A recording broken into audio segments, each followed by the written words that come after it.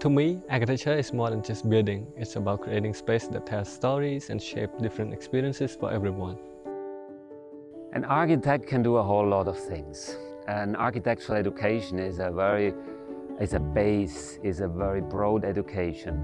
Because of their variety of subjects they study, some of them might like to go and become a graphic designer, others an interior designer, others will go into landscaping, others will work on social issues, environmental issues, others again will actually go and work for the government or work for urban planning.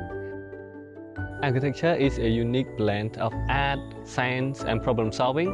I chose this major because I want a career path that applies creativity with purpose, and this institute offers us hands-on projects that really prepare us for the real world.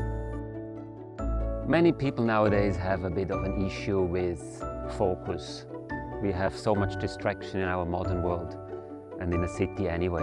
So coming out here to KIT, surrounded by this lush forest, it is an extremely calm environment where some can find the core of life and study with a focus.